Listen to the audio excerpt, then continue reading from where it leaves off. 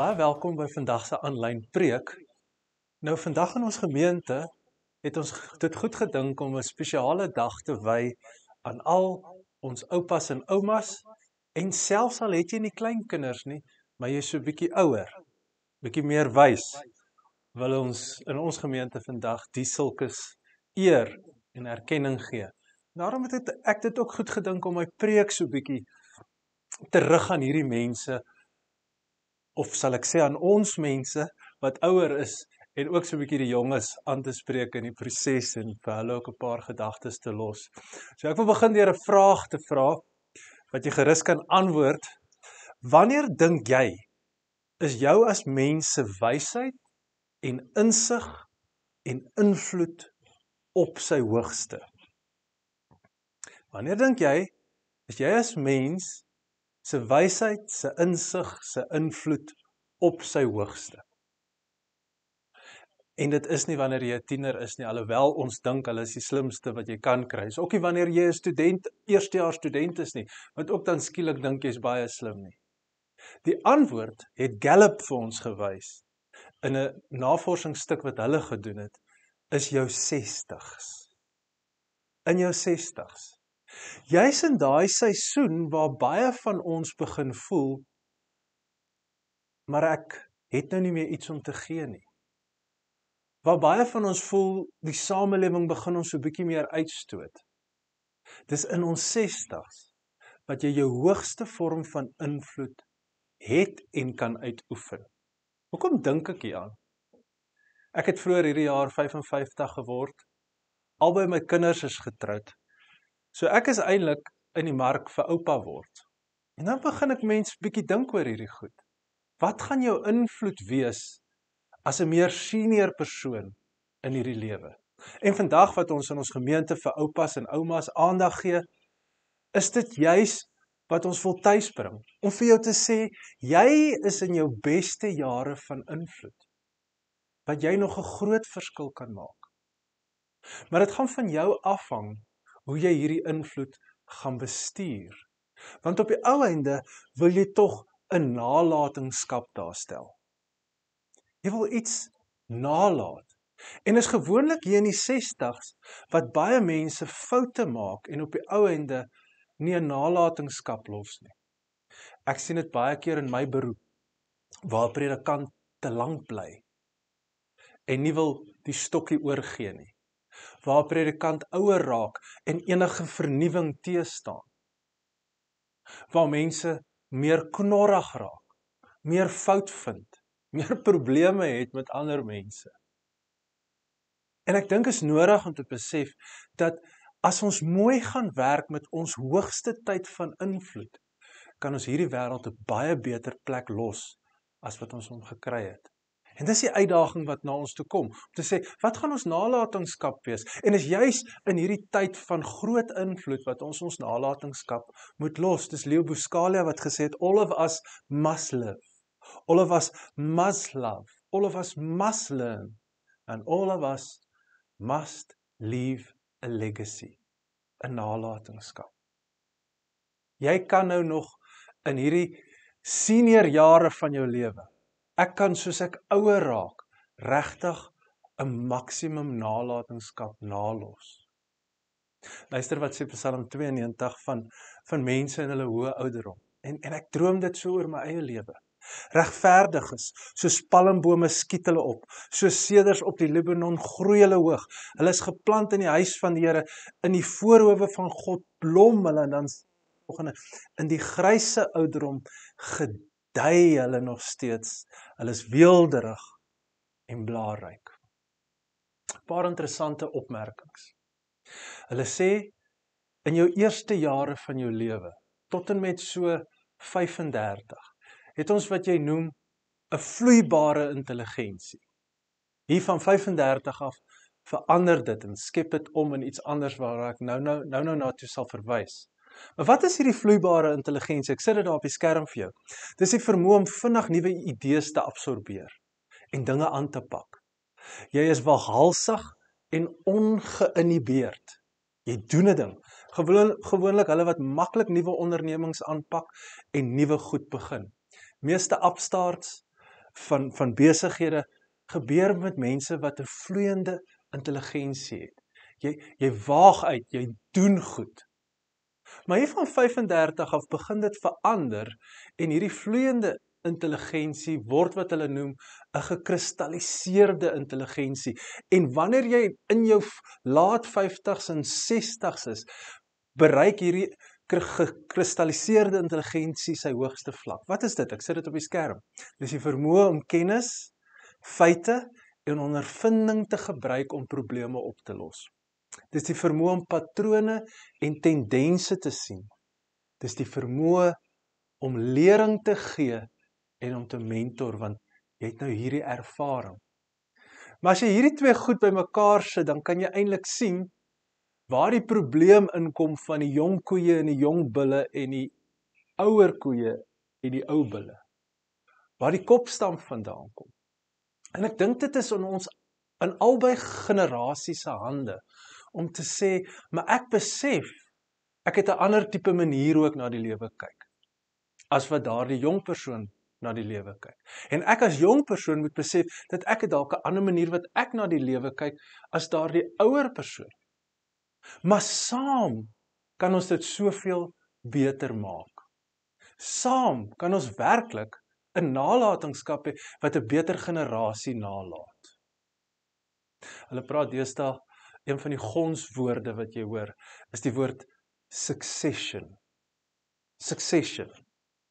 Jy moet 'n opvolgplan hê. As jy 'n bestuurder is, het jy 'n opvolgplan. As jy 'n sekere werk doen of 'n spanleier is, het jy 'n opvolgplan. Ek wil sê, as jy 'n man of 'n vrou is, het jy 'n opvolgplan. Het jy 'n plan rakende nalatenskap? Nou, in die Bybel is succession nogal algemeen. Ons sien dat Jesus het vir sy disippels 'n klomp goed oorgegee, goed om te gaan doen. Hulle het hom letterlik opgevolg. As ons tegnies moet wees, is ons almal opvolgers van Jesus, want ons vat sy werk verder. En die impak van die kerk het soveel groter oor die jare geword, juis as gevolg van Jesus se opvolgplan. As ons dink aan die groot profeet Elia, hy het 'n Elisa gehad, wat hom opgevolg het. En ons lees dat Elisa op die einde heelwat meer wonderwerk Elia gedoen het. Maar wat van as Elia hom nie voorberei het? Sou hy so effektief gewees het? Wat van as Elia glad nie omgegee het om 'n nalatenskap in hierdie jongman se lewe na te laat nie? Sou Elisa so suksesvol gewees het? Die groot leier Moses het 'n opvolger gehad. Sy naam was Josua. Hierdie Josua het die volk soveel verder gebring as waar hulle was toe Moses hulle oorgegee het vir hom. Beteken dit Moses was 'n swak leier? Nee, Moses het gedien in die tyd wat hy moes doen, gedien en gedoen wat hy moes doen. Maar hy het ook besef, ek moet iewers die stokkie oorgee en my invloed nou in hierdie jongman inbou en vir hierdie jongman gee. Kom ons lees saam in Numeri 27, hierdie storie waar Moses homself begin voorberei in sy groot seisoen van invloed om 'n jonger persoon sterk te maak. Kom ons lees. Numeri 27 vanaf vers 12. Die Here het vir Moses gesê, klim teen die Abarimberg uit en bekyk die land wat ek aan die Israeliete gee. Nadat jy dit bekyk het, sal jy sterwe, nes jou broer Aaron. Moses sê toe vir die Here, dan moet u, Here, God wat aan alle mense die lewe gee, iemand oor hierdie volk aanstel, wat vir hulle 'n leier en aanvoerder kan wees, sodat die volk van die Here nie so skape sonder 'n wagter sal wees nie. Toe sê die Here vir Moses, neem vir Josua seun van Nun, 'n man op wie my gees is, en lê hom die hande op. Laat hom voor die priester Eleazar staan en voor die hele volk staan en sê vir hom in hulle teenwoordigheid wat sy taak is. Dra van jou gesag oor, sodat die hele volk Israel hom kan gehoorsaam. Wat 'n mooi opdrag van oorgee, van opvolgplan. Die Here sê vir Moses, jy was getrou, jy dinge tot hier gebring, maar jy moet begin gereed maak, om nou, terwyl jy op die piek is, Terwyl jy op 'n hoogtepunt, die kruin van jou leierskap is, moet jy iemand anders voorberei. En Moses sê toe, Here, maar U moet iemand gee, en die Here sê, nee, gaan vat jy daai persoon, gaan berei jy daai persoon voor, en gee jy daai persoon mag. Ek wil 'n paar opmerkings uit hierdie gedeelte maak. Die eerste een is, ek dink ons moet ons rol aanvaar. Ons moet besef dat 'n seisoen verander. Dit is baie belangrik. Ek is nie meer 'n jong getroude nie. Ek is nou in 'n ander fase van my lewe. 'n Fase waar ek maksimum invloed kan hê as ek dit aanvaar. Nou, ons liggame help ons met hierdie aanvaarding. Ons begin sekere goed sien. Ons hare raak dalk grys. Ons vel verrimpel 'n bietjie. Van ons hare val uit. Van ons kry hare op nuwe plekke waar hulle nooit van tevore gegroei het nie. Maar dit is deel van die oudwordproses, daai skete, daai styfheid as jy opstaan, wat vir ons herinner, hierdie seisoen het aangebreek, die seisoen waar jy nou kan invloed hê, waar jy kan oorgee. En dis gewoonlik in hierdie seisoen wat mense dink, maar ek is nou nie meer nodig, ek is oorbodig. Nee, alles behalwe. Jy het al hierdie kennis, al hierdie insig, al hierdie wysheid, jy moet net jou nuwe rol aanvaar. En jou nuwe rol is om aan 'n jonger generasie of 'n volgende generasie van jou kennis oor te dra, van jou vaardighede oor te dra. Kan ek net dit sê? Ietsie hier vir die jonger generasie. Jy mag dalk dink dat jy alles weet. Jy mag dalk dink jy het nie die ouer mense nodig nie. Jy mag dalk dink hulle staan alles te wat jy voorstaan of wat jy voorstel. En dit is dalk so. Maar weet jy wat, as jy kan leer om by hierdie wysheid van hulle in te skakel, om dit te tap, sal jy soveel meer suksesvol wees as wat jy ooit kan dink jy kan wees. Ons glo dat ons wil hierdie wêreld in ons tyd verander. Maar weet jy wat? Ek dink die volgende generasie gaan nog meer doen en nog meer bereik. Ons lees in Lukas 2 'n interessante opmerking oor Jesus. Ons lees, Jesus het steeds wyser en al hoe meer volwasse geword en toegeneem in guns by God en by mense. Lukas 2 vers 52. Almal van ons wil dit hê. Ons almal wil steeds wyser word, al hoe meer volwasse. En ons wil groei in guns by mense en by God. Ons wil suksesvol wees. Hoe het Jesus dit reg gekry? Net 'n paar verse voor hierdie, 6 verse voor hierdie, lees ons die volgende. Jesus raak weg en sy ma en pa kry hom in die tempel as 'n jong seun, as 'n jongeling. En die teks sê, na 3 dae het hulle hom in die tempelterrein gekry waar hy tussen leermeesters sit en na hulle luister en hulle uitvra. Hy het gesit en geluister en uitgevra. Hy het nie gedink hy het al die antwoorde.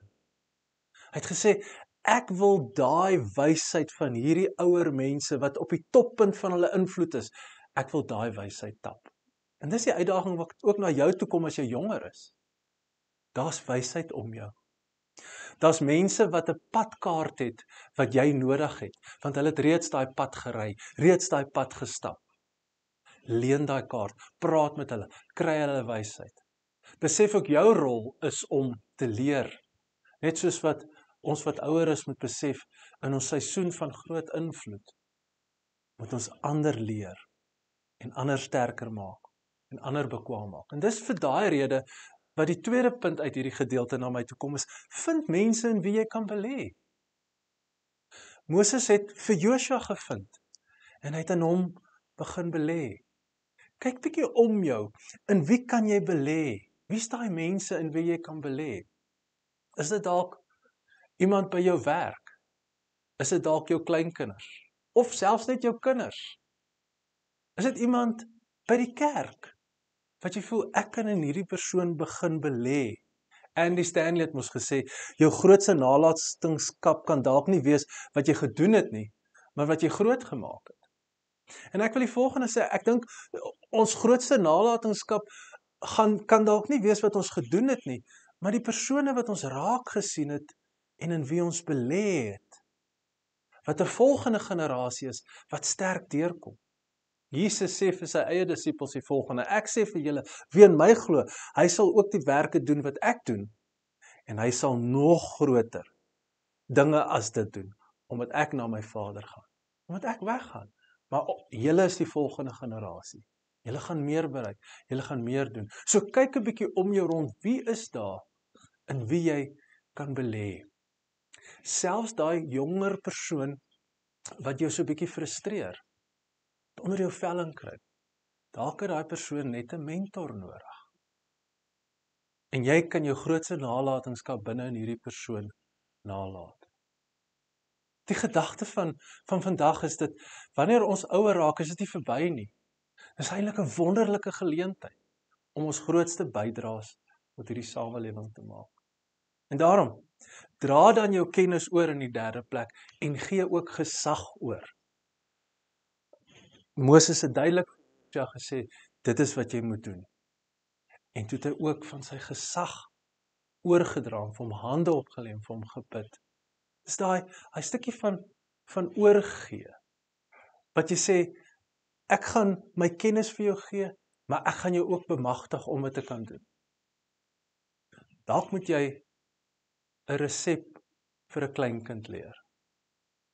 Dalk moet jy meer begin praat oor foute wat jy gemaak het, en minder oor jou suksesse, want is uit jou foute wat 'n jonger generasie ook kan leer. Dalk moet jy iemand daar by die werk vat, onder jou vleuel en sê, ek wil hê jy moet hierdie aanpak, maar ek gaan 'n bietjie terugstaan, en ek gaan kyk hoe jy dit doen, dan gaan ek jou deur dit help.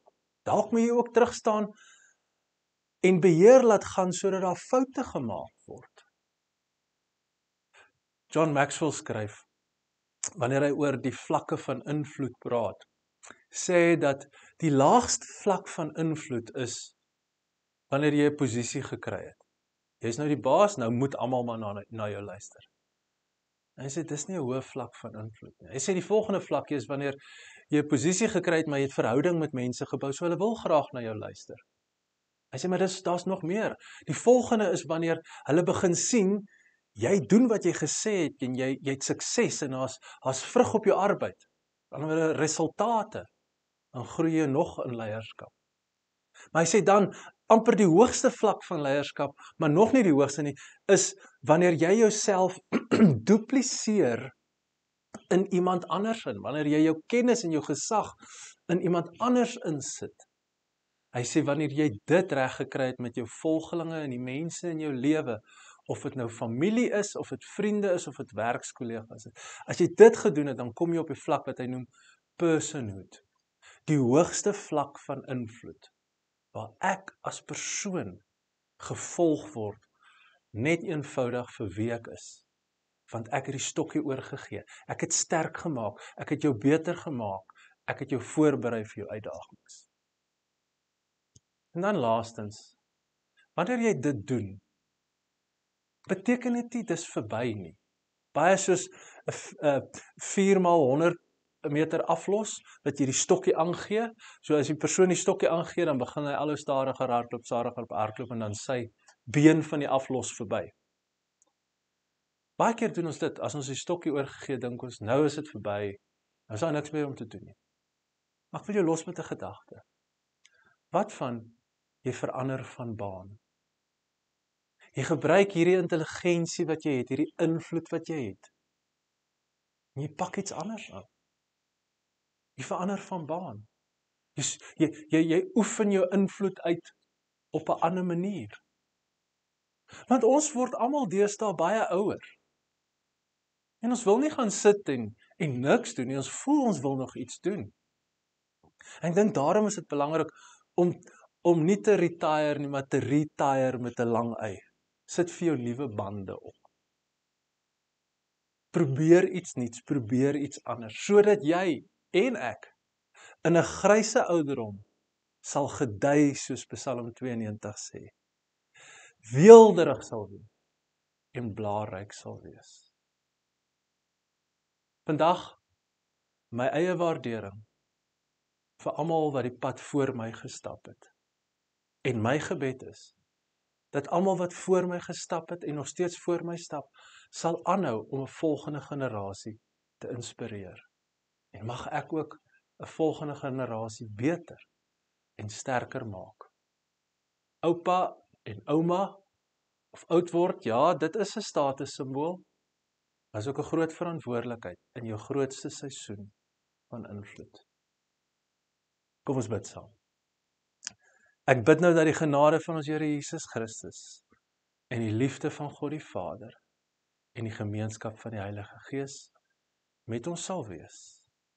Amen.